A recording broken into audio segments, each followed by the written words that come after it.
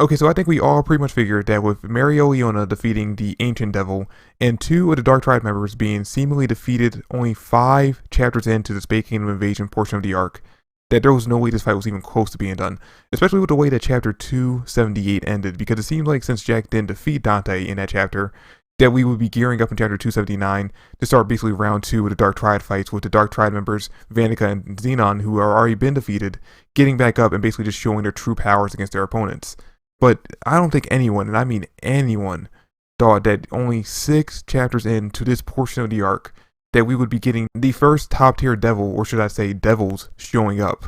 And man, the way Tabata writes them appearing on the battlefield really feels like he was writing this scene specifically for the anime. Because once they show up, everything just pauses. I mean, literally we have so much movement going on with Jack, with Noct, with all the other characters, right before they show up. And then as soon as they appear for the first time in the chapter, which by the way, they get pretty much an entire page spread for themselves showing up, everything pauses. Like literally everything kind of just freezes. And you can imagine when we get that scene animated, that's exactly how the scene's going to play out. Where everything's going to be moving, there's going to be a lot of movement, there's going to be a lot of action.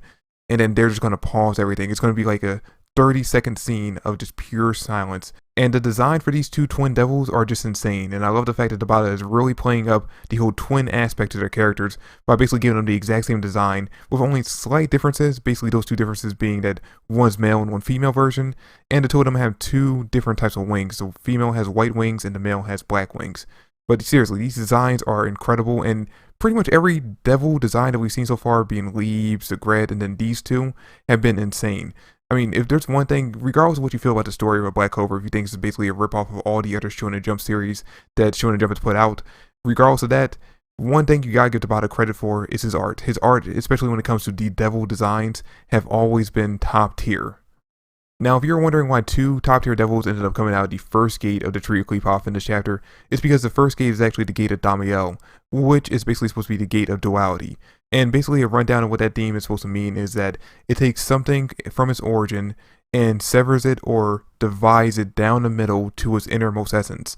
Which is more than likely the reason why, if you look at the 2 devils in this chapter, Tabata looks like he designed them to originally have been the same devil, but split into 2 separate ones. And if you look up the description of the Gate of Damiel, you will see that basically the Gate of Damiel, because of its idea of duality, originally housed 2 separate devils, and those 2 devils are Satan and Moloch. Now, as of right now, we don't exactly know what the magical abilities of these 2 devils are, but we can imagine that they both have the exact same ability, because at the end of the chapter, they both send an attack at Noct and Jack, and while the female devil misses Noct, the male devil does actually manage to land an attack on Jack, which sent him flying back into the wall. But we don't actually get to see any real damage done to Jack, just he goes flying into the wall, and we don't actually get to see what the attack is. They're both invisible attacks. And we don't see them lift their arms or make any kind of movements in the chapter. They just look at Jack and Noct, and the 2 of them basically get attacked from those looks. So as of right now, we don't exactly know what abilities they have, but if I were to guess, I would imagine that based off of this chapter, they have some kind of telekinetic abilities. Alright, so now that we're done talking about the ending of the chapter, let's finally get into the beginning of the chapter. Who knows how many minutes into this video. But one thing I found really interesting about the beginning portions of the chapter, literally like the first few pages, is that the devil that Leona defeated, which by the way, seeing that devil on fire just laying out in the snow, incredible look. I really love that scene. But finding out that they are calling that devil that she defeated the Ancient Devil, kind of clicked in my head that maybe that devil she was fighting this entire time was the devil that we heard about the first time we heard about Spade Kingdom. Because if I remember correctly, the first time we heard about the Spade Kingdom in the Black Clover universe, we heard that it actually houses an ancient devil underneath it. And I think the first time we heard about this was around the time we first found out about Mekikula, and we all kind of figured that Mekikula was the ancient devil that was basically housed underneath the Spade Kingdom and basically worshipped by the Spade Kingdom civilians. But now I'm really starting to think that this devil that she fought off against in this chapter actually was that ancient devil that everyone was talking about. Which, if that's the case, the question now becomes, where did this ancient devil come from? Because this devil doesn't have any of the same characteristics that devils like Leap or Zegret or the twins we see in this chapter have with the white skin. It actually looks more along the lines of the kind of devil that Lick turned into when he actually used forbidden magic during the Elf Massacre. So I'm starting to think that maybe this is actually the same kind of devil where basically someone used forbidden magic a long time ago, maybe went on a rampage throughout the Spade Kingdom or what would have been the Spade Kingdom, and then eventually got frozen inside the crystal underneath it. Now, after we confirmed that Leona did defeat the Ancient Devil, we see Sally and her group, which actually has Ralph in it, meeting up with the rest of the Spade Kingdom resistance, which I had been questioning for the longest time what was Sally's goal or what was her role for this arc. Why was Tabata bring her into this? And now, after doing a little bit more research on the Tree of Cleopath and the Tree of Sephiroth, I believe that's how you pronounce it, I now think I figured out exactly why Sally is here. And that is to be the opposite of Morris in this arc.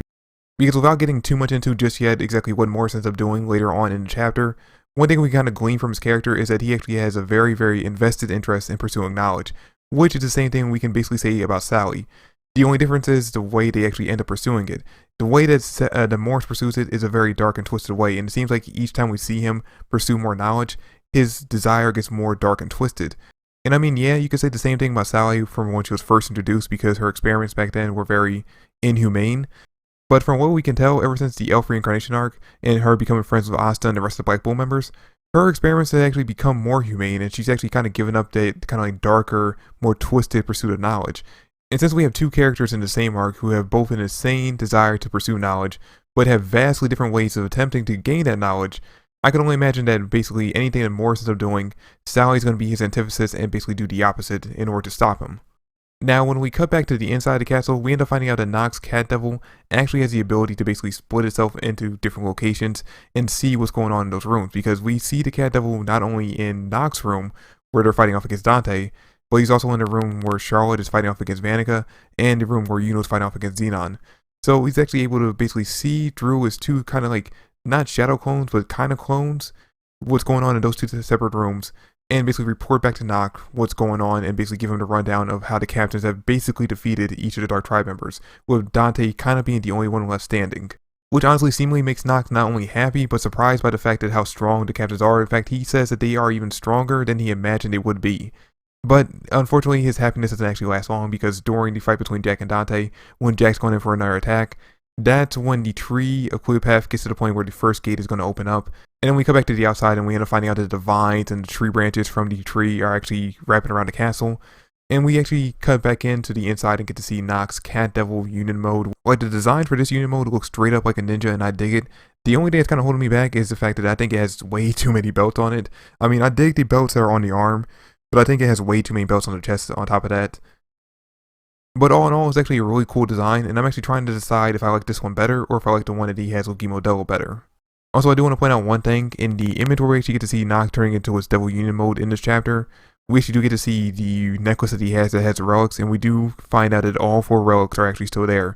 And the reason I'm pointing this out is because there's been a fan favorite theory going around that Nox actually lost Gimo Devil to Asta when they were training, and Asta unlocked his Devil Union Mode for the first time. But as you can see, because of the fact that Nox actually still has all 4 of his relics, that kind of quashes that theory. But yo, the ability that Nox actually uses with his Cat Devil is actually really interesting. He basically uses his shadow magic to activate a Clairvoyant Sight, which usually when I think clairvoyance, I think of being able to see into like to the future or a few seconds or maybe a minute into the future. But what he actually ends up doing is being able to see through the walls into the different parts of the castle, and uses that sight to basically find where or not where Asa, where where Yami and William are. And basically when he finds them, he ends up seeing that basically they're not alone, they're actually with Morris, who we end up finding out in this chapter actually stole the kind of like ancient library that Lord Patika had that was passed down to her from the other queens of the Heart Kingdom, and put that in himself in his pursuit of knowledge in order to find a way to basically advance the Tree of Cleopath ritual. Oh, and by the way, we also end up finding out that Morris is not only blind, but he has the same mark that Dante has on his forehead, which most likely means that he is also getting powers from Lucifero. But you know what? That's not what's important right now. What's important is the fact that he is hurting our girl, Lord Bertika, again, and we will not stand for that. I mean, she has been through enough already. Like, seriously, if there wasn't already enough of a reason to hate Morris for what he did to Mars and Fauna back into the Diamond Kingdom and all those other kids he fucked over in the Diamond Kingdom, the fact that he's hurting our girl, Lord Bertika, and possibly stole one of her main abilities from her, the guy's gotta go. I cannot wait to see whatever ends up happening to him, how he ends up dying or kicking a bucket or basically just getting taken out in this arc. Cannot wait for it to happen.